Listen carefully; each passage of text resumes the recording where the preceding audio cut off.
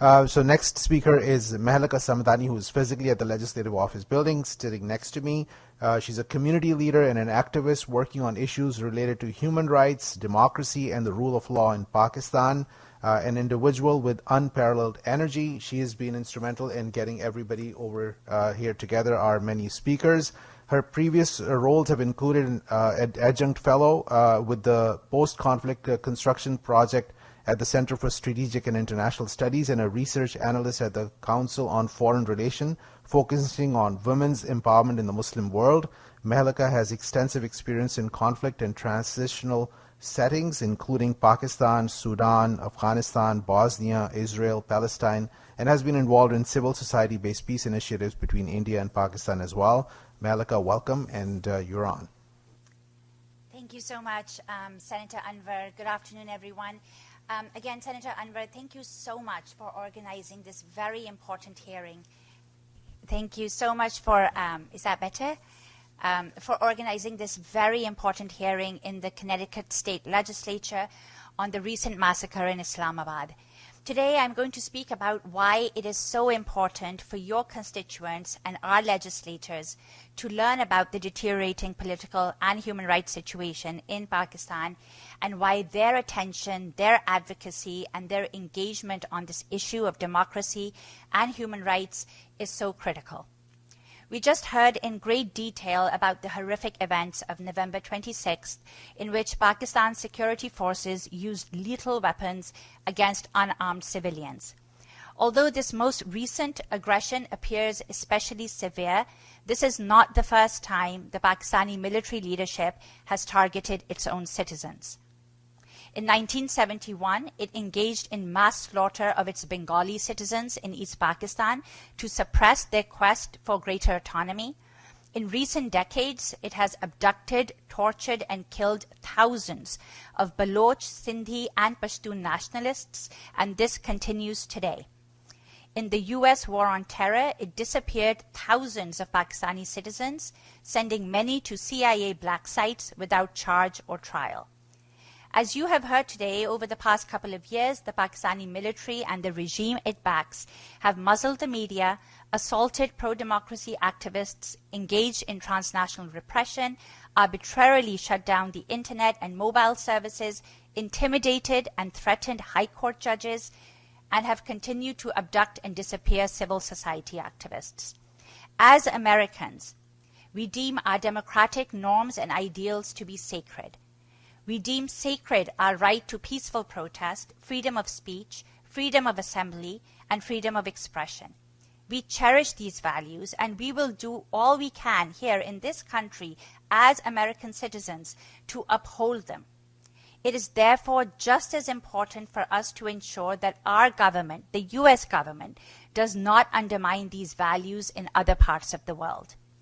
And yet, for far too long, successive U.S. administrations have strengthened ties with Pakistan's military to pursue their Cold War and counter-terrorism agendas. This has not only enriched and emboldened the Pakistani military, but has undermined the rule of law, due process, and human rights in the country.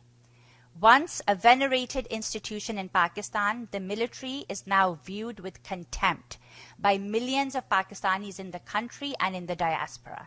It is no longer sustainable for the U.S. government to continue its support of the Pakistani military and risk its long-term relationship with a population of 240 million, two-thirds of which is under 30. Also, as American citizens, and I'm making this appeal to everybody who's listening in today from the state of Connecticut and across the U.S., we can no longer ignore our government's misguided policies abroad because we know they have far-reaching consequences for Americans here at home. They do not make us safe, as we have seen with the emergence of Al-Qaeda, the Taliban, and ISIS. It is therefore high time for U.S. taxpayers, legislators, human rights defenders, and media outlets to question the U.S. administration's willingness to sacrifice democracy and human rights concerns on the altar of strategic interest. American taxpayers should not have their hard-earned dollars finance brutal regimes. Not only is this against our values, it is against our laws. For instance, the Leahy laws, which prohibit Congress from authorizing funds to militaries that violate international human rights standards. While not yet verified, there are reports that some of the weapons used, the war-grade weapons used against the protesters in Islamabad, were American-made Remington 700 rifles. I urge everyone listening to call on Connecticut's congressional delegation and also the 2 senators and request them to call for an independent investigation into the slaughter that took place on November 26th and the subsequent alleged cover-up. This will be consistent with Amnesty International that issued the following statement. Amnesty calls for a prompt, thorough, impartial, effective, and transparent investigation into the deaths and injuries of protesters as well as the unlawful use of force, including lethal and less lethal weapons by security personnel. Once this investigation has taken place, American constituents should call on their representatives to impose sanctions, visa bans, and asset freezing against those in Pakistan's military leadership who authorized the use of lethal force against unarmed protesters. This will be consistent with a congressional letter to President Biden that was signed by 62 congressional Democrats, including Representatives Hayes, Larson, Courtney, and DeLauro, that called for visa bans and asset freezes against individuals like General Asim Munir, who are implicated in human rights violations. Finally, this is a pivotal moment, not just for the people of Pakistan, but for us as Americans to show our commitment to democratic norms, human rights, rule of law, and due process. Nothing will make a greater mockery of our values if at this critical juncture we choose to remain silent. Thank you. Thank you so much, Mehalika. Very clear and very powerful message from each and every one of you.